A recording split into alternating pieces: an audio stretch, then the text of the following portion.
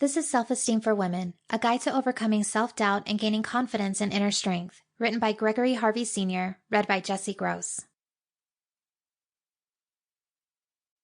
Chapter 1. It's Not Who You Know. Have you ever heard the expression, it's who you know? The general concept here is that how successful you are in business and how in life ultimately comes down to knowing the right people. If you have the right connections, then that will present the right opportunities. If you happen to meet someone who is looking for work that you can provide, then you have the opportunity to provide your services and to get paid. But the reality is that it's not really who you know at all. Rather, it's who you impress. Because let's be honest, you can know the most powerful people in the world, but if they think that you're a moron, then you're not about to see a whole lot of opportunities coming your way. Your objective then is to impress the right people. If you can meet the right people and if you can impress them along the way, then you'll find that a whole wealth of opportunities open themselves up to you that just wouldn't have been there otherwise. And these opportunities can completely change your life. The question that should now be on your mind is, well, how do you impress people? What can you do to ensure that people come away from their interactions with you feeling amazed at your skill, your knowledge, and your expertise? Being charmed and impressed? Thinking that you're confident, intellectual, and likable? You might think that this comes down to your God-given charisma. You might argue that you can't fake charisma. But you know what? That's entirely untrue. Sure, some people do have the gift of gab naturally. Some people are fortunate to be instantly likable. But for the rest of us, these are certainly skills that can be learned. If you learn to sense what people are responding to well, if you can give off an easy charm and appeal, then you can get people to eat out of your hand and you'll be amazed at what opportunities start to fall into your lap.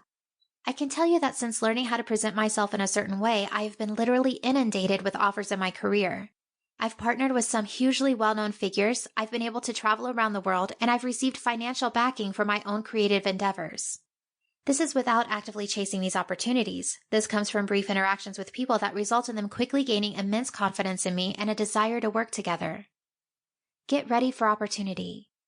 Learning to present yourself a certain way, communicate a particular way, and respond to others a certain way can help you to create a wealth of opportunities in your life.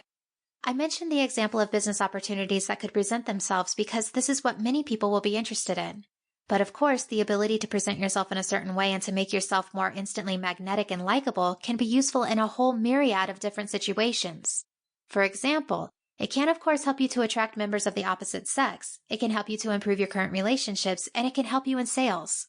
You'll find that you get more respect from friends and family members. You'll be a more natural leader. In short, anything that requires you to communicate with others can be improved if you know how to present yourself, how to become more likable, and how to impress. In this book, then, you're going to learn not only how to boost your likability and your ability to impress, but also how to become more persuasive, better at sales, and more effective in any kind of argument or debate. And from there, you'll have the world eating out of your hands. Are you ready? Chapter 2. Impressing. Being likable and attractive is a difficult and complicated process. These are subjective terms and things that will of course be different for everyone. So let's start with something that's a little more quantifiable and repeatable. Impressiveness. How do you make sure that when someone has spent time interacting with you, they come away thinking that you're an impressive and capable individual? This is an important trait to chase after because if you're considered impressive, it means that they'll be more likely to listen to your point of view, more likely to want to work with you, and generally more likely to talk to you seriously.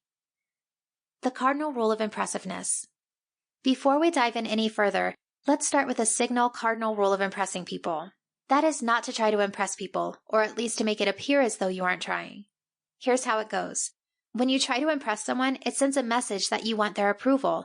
That in turn sends a signal that they are higher than you on the food chain. If you're trying to impress them, then you must think that they're more important and more impressive than you are. And if you think that, or appear to, then they will think that too. The other problem with trying to actively impress a person is that it then creates an ulterior motive for what you say and do. In other words, anything you subsequently say will now risk appearing to have been crafted to impress. Are you really a poet, or are you just playing that up seeing as the person already knows you want to impress them? At the worst end of this, trying to impress people makes you come across as though you lack self-awareness. The belief that you can easily fool someone into being impressed with you and that they won't see through your attempts to wow them often does little other than to demonstrate a lack of understanding of how you're coming across. So this is Rule 101. If you want to be more impressive, you become indifferent and you act like yourself. You don't actively seek to brag or to work your accomplishments into conversation. By appearing like you aren't desperate to impress someone, Sample complete. Ready to continue?